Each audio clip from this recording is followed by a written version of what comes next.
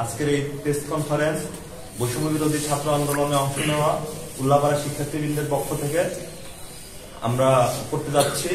এই প্রেস কনফারেন্সের উদ্দেশ্য হলো আপনাদেরকে এই বিষয়ে অবগত করা যে আপনারা সবাই জানেন অলরেডি যে বৈষম্য বিরোধী ছাত্র আন্দোলনে সিরাজগঞ্জ জেলা কি পরিমাণ গুরুত্বপূর্ণ ভূমিকা পালন করে। সেই সাথে আমি আরেকটু সংযোজন করব যে এর মধ্যে উল্লাপাড়া উপজেলা ভূমিকা ছিল অন্যতম।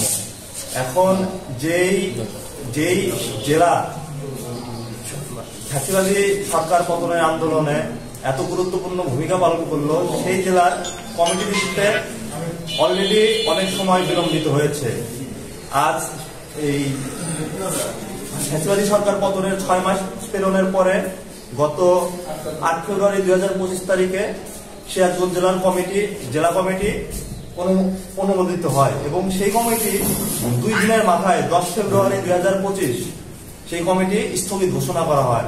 এখন আমাদের কথা হচ্ছে এই যে কমিটিটা ঘোষণা করা হলো এবং তারপর সেটা আবার 2 দিন না যেতে স্থগিত করা হলো, এর ফলে সিরাজগঞ্জের যে 8টা উপজেলা আছে, উল্লাপাড়া উপজেলা সহ বাকি সব উপজেলার যেসব কর্মীরা আছে, আমরা যারা আছি, যারা বৈষম্য বিরোধী ছাত্র আন্দোলনের হয়ে কাজ করতেছি বা কাজ করে যাওয়ার মনোভাব পোষণ করে আসছি, তাদের ভিতরে এক ধরনের দ্বিধাদ্বন্দ্বের সৃষ্টি হয়েছে এবং হতাশা কাজ করতেছে।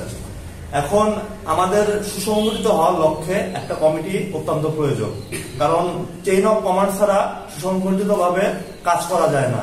আমরা বৈষম্য বিরোধী ছাত্র আন্দোলনের হয়ে এলাকাবাসীর জন্য, আমাদের সিরাজগঞ্জবাসীর জন্য আমরা কাজ করতে আগ্রহী এবং আমরা কাজ করতে চাই।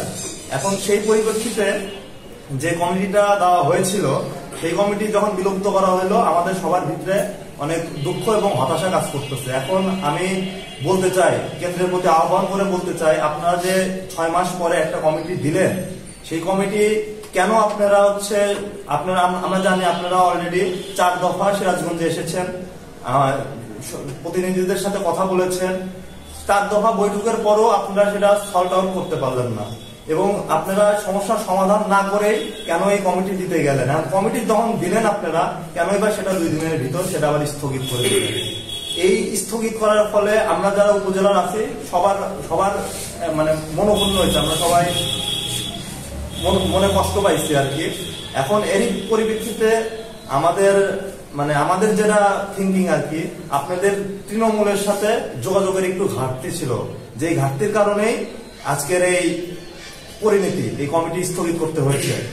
এখন আমি বলতে চাই, আমাদের 8টা উপজেলার পক্ষ থেকে, উল্লাপাড়া উপজেলার পক্ষ থেকে বলতে চাই, 48 ঘন্টার মধ্যে আলোচনার মাধ্যমে সকলের নিকট গ্রহণযোগ্য হয় এমন কমিটি দিতে হবে। আন্দোলনে অংশগ্রহণ করা কোনো শিক্ষার্থী যেন বঞ্চিত না হয় তা নিশ্চিত করতে হবে। এক্ষেত্রে আমরা কেন্দ্র থেকে হস্তক্ষেপ কামনা করতেছি। এছাড়াও আমি আরো বলতে চাই যে আমরা দেখেছি যে উত্তরবঙ্গ ব্লকেট কর্মসূচির মাধ্যমে এক বিশাল জনদুর্ভোগের সৃষ্টি করা হয়েছে, যেটা বৈষম্য বিরোধী ছাত্র আন্দোলনের ব্যানারে করা হয়েছে, যেটা অত্যন্ত দুঃখজনক। এই ব্যানারে যে এরকম জনদুর্ভোগ সৃষ্টি করা হয়েছে, এর জন্য বৈষম্য বিরোধী ছাত্র আন্দোলন সিরাজগঞ্জের পক্ষ থেকে, উল্লাপাড়া উপজেলার পক্ষ থেকে এবং সিরাজগঞ্জের বাকি সব উপজেলার পক্ষ থেকে আমি দুঃখ প্রকাশ করতেছি। সেই সাথে যারা এই ব্লকেট কর্মসূচি পালন করেছে, যারা এই জনদুর্ভোগ সৃষ্টি করেছে, তাদের প্রতি আমার অনুরোধ বলতে পারেন, আহ্বান বলতে পারেন। আরো অনেক কর্মসূচি আছে, আরো অনেক সিস্টেম আছে, অনেক কর্মসূচি দিয়ে আপনারা আপনাদের দাবি জানাতে পারতেন। মানববন্ধন আছে, বিক্ষোভ মিছিল আছে, অনেক কিছু আছে, কিন্তু আপনারা হঠাৎ করে একদম উইথাউট এনি কোনো ঘোষণা ছাড়া হঠাৎ করে যে আপনারা জনসূচিতে গিয়ে এই ব্লকেট কর্মসূচি পালন করলেন, এটা কাম্য নয়। এতে জনগণের কাছে আমাদের পক্ষ থেকে ভালো কোনো মেসেজ যাবে না বা জনগণও আমাদের এটা ভালোভাবে গ্রহণ করবে না। বৈষম্য বিরোধী ছাত্র আন্দোলনের একটা গুডউইল আছে, মানুষের কাছে একটা গ্রহণযোগ্যতা আছে। এইসব হুটহাট কর্মসূচির মাধ্যমে আপনারা বৈষম্য বিরোধী প্ল্যাটফর্মের ইমেজটা মানুষের কাছে ক্ষুণ্ণ করতেছেন বলে আমরা মনে করি। তো আমরা আশা করি আপনারা এটা নিয়ে অতি দ্রুত দুঃখ প্রকাশ করবেন। এছাড়াও আমরা দেখেছি যে কিছু জায়গায় রেল চলাচল বন্ধ করে দেওয়া হয়েছে, যেটা অত্যন্ত দুঃখজনক। আমরা স্টুডেন্ট, আমরা ছাত্র জনতা, আমরা সবসময় জনগণের জন্য ভালো হয়, জনগণের জন্য স্বস্তি থাকে, এমন আমরা উদ্যোগ নেব, এমন আমরা কাজ করব। এখন আপনারাই যদি এই জনদুর্ভোগ সৃষ্টি হয় এমন কাজে লিপ্ত হন, তাহলে জনগণ একসময় আমাদের উপর থেকে তাদের সুনজর তুলে নেবে। মানুষজন আমাদেরকে ভালোবাসে, তাদের কাছে আমাদের একটা গ্রহণযোগ্যতা আছে। এইসব ভোটার কর্মসূচির মাধ্যমে আপনারা জনদুর্ভোগ তৈরি করে এই ধরনের কোনো কিছু ফার্দার আর করবেন না, এবং যেটা করেছেন সেটার জন্য আপনারা অতি দ্রুত জনগণের কাছে দুঃখ প্রকাশ করবেন। এটা হচ্ছে আমাদের অনুরোধ এবং আহ্বান। এছাড়াও উক্ত বিক্ষোভ সমাবেশে বা অবরোধ চলাকালীন সময় আমরা খেয়াল করেছি যে আমাদের কেন্দ্রে যেসব নেতা আছে, আমাদের বৈষম্য বিরোধী ছাত্র আন্দোলনের যেসব নেতা আছে, তাদের সম্পর্কে খুব বাজেভাবে মন্তব্য করা হয়েছে, এবং আপনাদের মন্তব্যের কোন সুনির্দিষ্ট ভিত্তি আছে কিনা বলে আমার জানা নাই। যদি না থাকে, আপনারা যদি এরকম ভিত্তিহীন কথাবার্তা আমাদের কেন্দ্রীয় নেতার প্রতি বলতে থাকেন, তাহলে দেশের জনগণের কাছে, দেশের মানুষের কাছে ভুল মেসেজ যাবে। এটা আপনারা করতে পারেন না। আর যদি আপনারা যেসব অ্যালিগেশন তাদের বিরুদ্ধে তুলেছেন, যদি এগুলো যদি হয়ে থাকে, তাহলে আপনাকে অবশ্যই সেটার প্রমাণ সামনে আনতে হবে। আপনারা টাকা নিয়ে কমিটির কথা বলেছেন, পকেট কমিটির কথা বলেছেন, এসব খুবই দুঃখজনক, এবং এটা আমাদের নিজেদের ভিতরে বিভক্তির সৃষ্টি করবে, এবং জনগণের কাছে এটা রং ভাবে উপস্থিত হবে। আমাদের প্ল্যাটফর্মের ইমেজ সংকটে ভুগবে এসব উক্তির কারণে।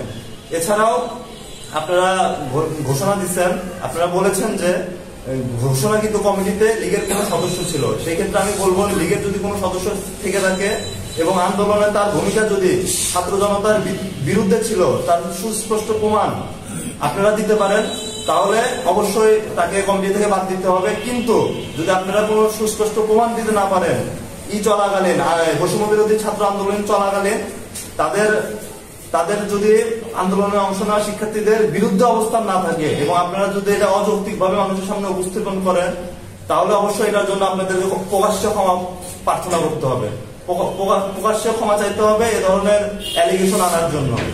এছাড়াও আমি সর্বশেষ একটি দাবি জানাতে চাই, যে কমিটিটা 6 মাস পরে দেওয়া হলো, এই কমিটি নিয়ে আমরা সবাই অনেক উচ্ছ্বাসিত ছিলাম, কারণ জেলা কমিটি ছাড়া উপজেলা কমিটি গোছানো সম্ভব না। আমরা সিরাজগঞ্জের 8টা উপজেলায় সবাই প্রস্তুত আছি, আমাদের কমিটি রেডি আছে, শুধু জেলা কমিটির জন্য আমাদের এই কমিটিগুলা থেকে আছে। এখন আমি বিনীতভাবে অনুরোধ করতেছি যে প্রয়োজনে এই কমিটি বর্ধিত করে, যাদেরকে কমিটিতে আনা প্রয়োজন, যারা আন্দোলন সংগ্রামে ছিল, তাদেরকে প্রয়োজনে কমিটিতে এনে কমিটি বর্ধিত করে অতি দ্রুত সময়ের মধ্যে, অতি দ্রুত সময় বলতে আমি যেহেতু 2 দিনের ভিতরে 48 ঘন্টার ভিতরে যদি কমিটি স্থগিত হতে পারে, 48 ঘন্টার ভিতরে একটা কমিটি একটা সমস্যার সমাধানও করা সম্ভব যদি কেন্দ্রে সেই সুনজর থাকে। তো কেন্দ্রের প্রতি আমার আহ্বান থাকবে, আগামী 48 ঘন্টার ভিতরে, আজকে 12 তারিখ, কালকে 13, আগামী পরশু হচ্ছে 14 তারিখ, 14 ফেব্রুয়ারির ভিতরে আপনারা এটা সমাধান করে এই কমিটি বর্ধিত করে কমিটি আবার অতি দ্রুত সময়ের মধ্যে পুনর্বহাল করবেন। তাছাড়া আমাদের যারা বৈষম্য বিরোধীর সাথে কাজে আগ্রহী, তারা তাদের স্পিড হারাচ্ছে ধীরে ধীরে। তো আমি আপনাদের কাছে আহ্বান জানাবো, আপনারা অতি দ্রুত 48 ঘন্টা সময়ের মধ্যে এই সমস্যার, সিরাজগঞ্জ জেলার সমস্যার সমাধান করে কমিটি প্রয়োজনে বর্ধিত করে এটি পুনর্বহাল করবেন। সর্বশেষ আমি সবার প্রতি আহ্বান জানাবো, জনদুর্ভোগ সৃষ্টি হয়, জনগণকে জিম্মি করে আপনারা কোনো ধরনের দাবি উপস্থাপন করবেন না। আমরা হচ্ছে সবসময় জনগণের পক্ষে ছিলাম, পক্ষেই থাকবো, তাদের দুর্ভোগ সৃষ্টিকারী এমন কোনো কাজ করবো না।